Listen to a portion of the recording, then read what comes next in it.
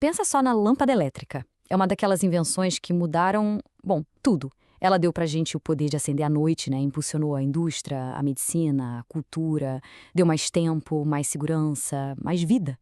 Só que essa conquista tão brilhante veio com um custo. Um custo que, olha, só agora a gente está começando a entender de verdade. E se a ideia mais brilhante da história moderna estivesse, na verdade, escondendo o universo da gente? Já parou para pensar nisso? E se ao iluminar o nosso mundo aqui embaixo, a gente estivesse, sem querer, apagando as estrelas lá em cima, uma por uma? Olha só essa comparação. É de cair o queixo. À esquerda, a gente vê um céu noturno típico de perto de uma cidade, sabe? Aquele brilho alaranjado que ofusca quase tudo. Agora, olha à direita. É o mesmo lugar, mas com as luzes apagadas. A Via Láctea em todo o seu esplendor. A diferença é, caramba, é impressionante. E mostra exatamente o que a gente perde todas as noites. Essa é a história da luz, uma história sobre como a gente a conquistou e como talvez a gente precise aprender a usá-la com um pouco mais de sabedoria. Ok, vamos mergulhar nisso. Então, vamos lá. Tudo começa com uma ideia. Uma ideia teimosa e, ao mesmo tempo, brilhante de um cara chamado Thomas Edison. A missão dele era bem clara: conquistar a escuridão, um filamento de cada vez. O grande desafio, não só para o Edison, mas para todo mundo na época, era encontrar um material que brilhasse intensamente quando a eletricidade passasse por ele, mas, e aqui está o pulo do gato, sem queimar em segundos. Era uma busca, assim, implacável pelo filamento perfeito. Claro, o Edison não começou do zero, né? Essa jornada para iluminar o mundo foi longa. Começou, olha só, séculos antes. Lá no século 6 a.C., com Tales de Mileto descobrindo a eletricidade estática. Mas o momento-chave, o ponto da virada, veio em 21 de outubro de 1879. Foi quando a lâmpada do Edison brilhou por 48 horas seguidas. E logo depois, em janeiro de 1880, ele conseguiu a patente. E aí, o mundo mudou para sempre. E o que eu acho mais legal aqui é que dá para ter uma ideia da persistência do cara. Nas palavras da própria patente, ele diz: "Eu carbonizei e usei fios de algodão e linho, lascas de madeira, papéis enrolados de várias maneiras. Foram mais de 6.000 materiais testados. 6.000! E a solução? No fim das contas, foi um simples fio de costura de algodão carbonizado. Dá para acreditar?" E com essa solução tão simples, a sociedade moderna, bom, ela foi ligada na tomada. A luz elétrica não só iluminou os cômodos das casas, ela remodelou por completo a nossa civilização. O impacto foi sísmico. Pensa bem, a industrialização acelerou, com fábricas funcionando 24 horas por dia, 7 dias por semana, a medicina avançou com salas de cirurgia muito mais bem iluminadas, a indústria do cinema nasceu, as cidades viraram centros vibrantes de vida noturna e cultura. E, claro, teve um efeito colateral. Aquelas horas que antes eram só para o descanso começaram a encolher. A noite nunca mais foi a mesma. Só que toda essa luz teve um custo invisível. É que às vezes uma solução que parece brilhante acaba criando um problema totalmente novo. E o pior, um problema que leva décadas para a gente perceber. E esse problema tem um nome: poluição luminosa.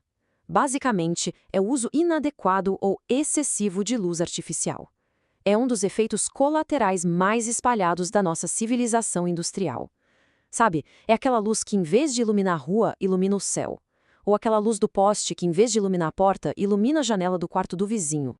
E essa imagem aqui ilustra perfeitamente a raiz do problema. A questão não é a luz em si, mas a luz no lugar errado. Dá uma olhada. Esse gráfico mostra 4 tipos de postes de luz. Lá na esquerda, a gente tem um modelo muito ruim. Aquela luminária de globo que joga a luz para todo lado, inclusive para cima. É um desperdício de energia e cria aquele brilho no céu. Agora vai olhando para a direita, até chegar no modelo ótimo. Ele é totalmente blindado, direciona 100% da luz para onde precisa, para o chão. Pois é. E as consequências desse desperdício todo são enormes.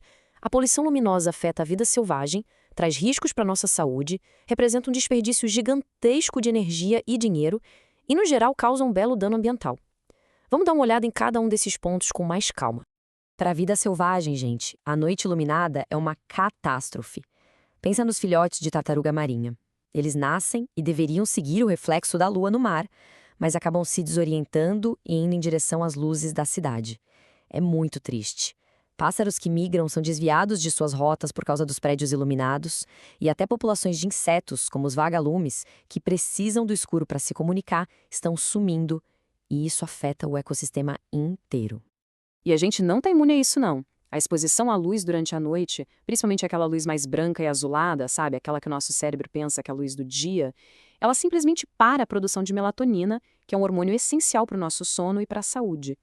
Isso bagunça todo o nosso relógio biológico, o nosso ritmo circadiano, e pode levar a distúrbios do sono, fadiga, estresse e, pasmem, alguns estudos até ligam isso a um risco maior de certos tipos de câncer.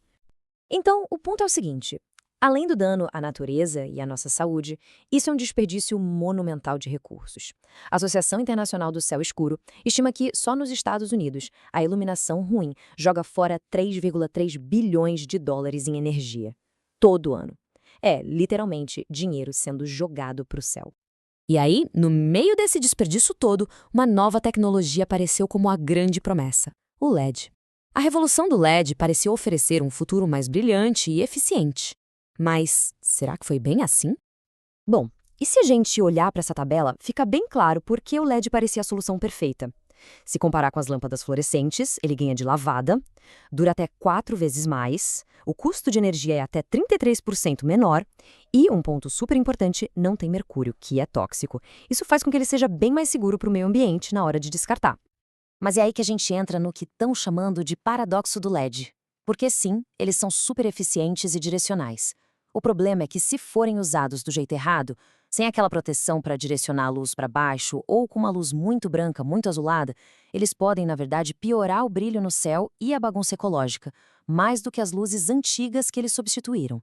Várias cidades pelo mundo, na pressa de economizar, caíram nessa e agora estão vendo as consequências. Isso mostra que a tecnologia é só uma ferramenta, não uma solução mágica, né? E tudo isso nos leva a pensar no nosso futuro com a luz. Como é que a gente aproveita os benefícios dela sem pagar um preço tão alto? Como é que a gente faz para voltar a ver as estrelas? A resposta, como a gente já viu, não está só na tecnologia que a gente usa, mas em como a gente escolhe usar essa tecnologia. É uma questão de design, de intenção, de consciência mesmo. E os princípios para uma iluminação mais inteligente são, na verdade, bem simples. Primeiro passo: proteger todas as luzes externas para que elas apontem para baixo e só para baixo. Segundo, usar luz só quando e onde for realmente necessário. Para isso, existem sensores de movimento, temporizadores. E terceiro, escolher lâmpadas com uma cor mais quente, mais amarelada, sabe? Elas são muito menos prejudiciais para a vida selvagem e para o nosso sono. No fim das contas, a história da luz é a nossa história. É uma história de genialidade, mas também de consequências que ninguém planejou. A questão que fica para a nossa geração é: será que a gente consegue aprender a iluminar as nossas vidas sem perder a nossa conexão com o universo? Será que a gente consegue encontrar um equilíbrio? Um jeito de ter cidades seguras e vibrantes e ainda assim poder olhar para cima e se maravilhar com a imensidão do cosmos?